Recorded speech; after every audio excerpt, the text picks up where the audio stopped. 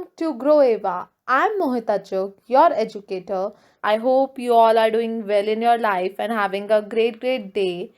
In this lecture, I will be discussing about the overview of the bioprocess, and in the end we will be seeing the syllabus which I'll be following to prepare this lecture series. So let's get started. What is bioprocess engineering? It is a process where living cells are used for the production of our desired products.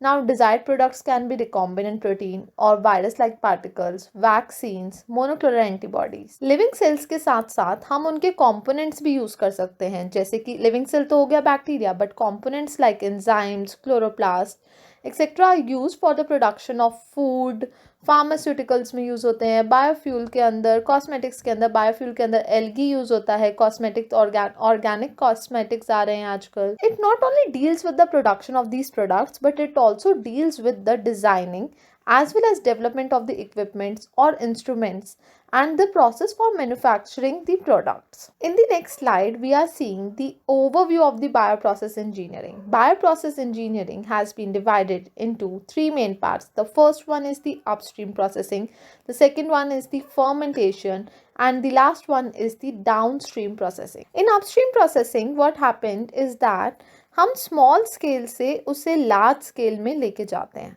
Right. In upstream processing, media, microbial culture or pre-treatment of raw material is done. And इन सबको हम scale up करते हुए इसे large scale में लेके जाते हैं. And after that, fermentation, which is the next step, is carried out in the fermenter. In a fermenter, reaction in the bioreactor is carried out in the absence or the presence of oxygen at a particular pH or at a particular temperature with the help of the cooling jacket, and pH is maintained with the help of the acid and base. The optimum conditions in the fermenter are maintained so that we get the maximum productivity. The next step is the downstream processing. Downstream processing के अंदर हमारा product अब bioreactor में present है. Now it can be present inside the cell, right? Or it can be present outside the cell. Okay. अगर वो outside में present है तो हमें कुछ नहीं करना, हमें सिर्फ और सिर्फ सेंट्रीफ्यूगेशन करवाना और सेल को रिमूव करवाना एंड फर्दर उसे प्यूरिफिकेशन के लिए भेजना है. ठीक है. But if it is present inside the cell, ठीक है, अगर अब वो सेल के अंदर प्रेजेंट है, देन हम यूज़ करेंगे डिफरेंट मेथड्स जो कि सेल डिस्ट्रप्शन मेथड्स हैं. उसके अंदर हम एसिड और बेसिस को यूज़ करते हुए सेल को डिस्ट्रप्ट कर सकते हैं, या फिर हम मैकेनिकल मेथड यूज़ कर सकते हैं. ऐसे डिफरेंट मेथड्स को यूज़ करते हुए हम सेल को डिस्ट्रप्ट करवाएंगे और अपना प्रोडक्ट उसमें से रिमूव करवाएंगे. आफ्टर दैट जब हमारा प्रोडक्ट आ जाएगा तो हम उसे प्यूरिफिकेशन के लिए भेजेंगे. Now in purification also what we do is हम डिफरेंट टेक्निक्स यूज़ करते हैं, जैसे कि क्रोमाटोग्राफी डिफरेंट टाइप्स की होती है. आयन एक्सचेंज क्रोमाटोग्राफी जिसके अंदर केटायनिक और एनायनिक क्रोमाटोग्राफी यूज़ होती है.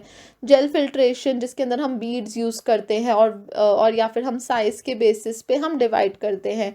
Then third type is the affinity chromatography. There are many more techniques like HPLC. Out of these techniques affinity chromatography जो है वो सबसे ज़्यादा प्यूरिफाइड टेक्निक मानी जाती है. ये हमेशा हम जो क्रोमाटोग्राफी जो डाउनस्ट्रीम प्रोसेसिंग के अंदर हम करते हैं वो कॉम्बिनेशंस में यूज़ करते हैं. ओके. कि जैसे हमने सबसे पहले आयनिक एक्सचेंज करवाई, देन हमने जेल फिल्ट्रेशन कराई, देन हम थर्ड में हम एफिनिटी क्रोमाटोग्राफी करवा रहे हैं, क्योंकि हमें पता है दैट एफिनिटी क्रोमाटोग्राफी में we will be getting the most purified product. After that we will go towards the polishing of the product. ठीक है. पॉलिशिंग ऑफ द प्रोडक्ट के अंदर हम डिफरेंट टेक्निक्स यूज़ कर सकते हैं. लाइफिलाइजेशन यूज़ कर सकते हैं कि हमने फ्रीज ड्राई कर देते हैं हम अपने प्रोडक्ट को, जिससे कि स्टोरेज और पैकेजिंग एंड ट्रांसपोर्टेशन ईजी हो जाए. After that quality control is been carried out where the quality of the product is ensured, and in the end packaging of the product is done, and after the packaging हमारी marketing of the product भी होता है. Okay.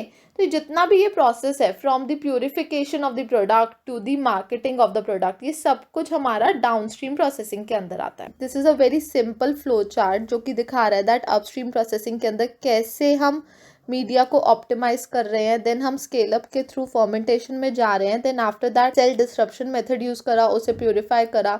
Then after हमने polishing of the product करके हमें अपना product मिल गया. This picture is very interesting because many of you have visited different industries like Coca-Cola, Mother Dairy, etc., and have seen these different types like upstream processing, then to the fermentation, then the downstream processing. This was all about the overview of the bioprocess engineering. Now let's discuss about the syllabus and what direction this bioprocess series will go on. We all know that this subject holds the great weightage in the GATE exam.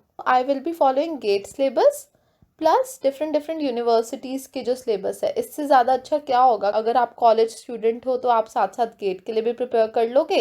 And अगर आप gate के लिए prepare कर रहे हो तो आपका, क्योंकि यूनिवर्सिटीज़ के लिए मुझे एकदम बेसिक से स्टार्ट करना पड़ेगा, तो अगर आपके बेसिक कॉन्सेप्ट्स क्लियर हो जाएंगे तो आपके लिए सब्जेक्ट समझना भी ईजी हो जाएगा और आपके गेट में भी हेल्प करेगा. तो गेट सिलेबस के अंदर ये देखा गया that earlier there were only 5 sections, जिसके अंदर जनरल बायोटेक्नोलॉजी के एक सेक्शन था एंड बायोप्रोसेस इंजीनियरिंग का एक सेक्शन था, एक मैथमेटिक्स का था, एक आरडीटी का था एंड एक जेनेटिक बायोटेक का था. बट नाउ गेट 2021 में 7 सेक्शंस इंट्रोड्यूस करे जा रहे हैं, जिसके अंदर बायोप्रोसेस इंजीनियरिंग हमारे 2 सेक्शन में है. ठीक है, अगर हम आप कैलकुलेशंस देखें, गेट का एग्जाम जो होता है वो हमारा 100 मार्क्स का होता है और 65 कुछ क्वेश्चंस आते हैं, राइट. इसमें से 15 मार्क्स जो होते हैं वो मैथ्स के होते हैं, 15 मार्क्स होते हैं वो द जनरल एप्टीट्यूड के जो क्वेश्चंस आते हैं उसमें से आते हैं. मतलब 70 मार्क्स अब बचे एंड जो अब 70 मार्क्स है वो इन 7 सेक्शंस में से आएगा. अप्रॉक्सीमेटली 10 to 12 या फिर 8 to 12 हर एक सेक्शन में से आएगा. अब अगर 2 सेक्शन बायोप्रोसेस के हैं तो अराउंड 20 to 22 मार्क्स का इसमें से आएगा ही आएगा. बायोलॉजिकल स्टूडेंट्स का मैथमेटिकल बैकग्राउंड नहीं होता तो जो न्यूमेरिकल्स आते हैं वो उन्हें थोड़े से टफ लगते हैं.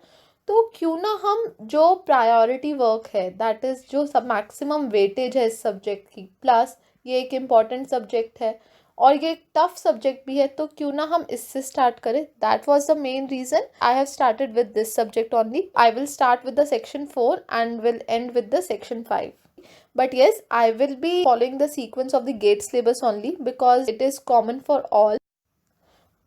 तो आज के लिए इतना ही. Let's call it a day. अगर कोई भी डाउट हो, you can leave your query in the comment section or you can direct message me on Instagram.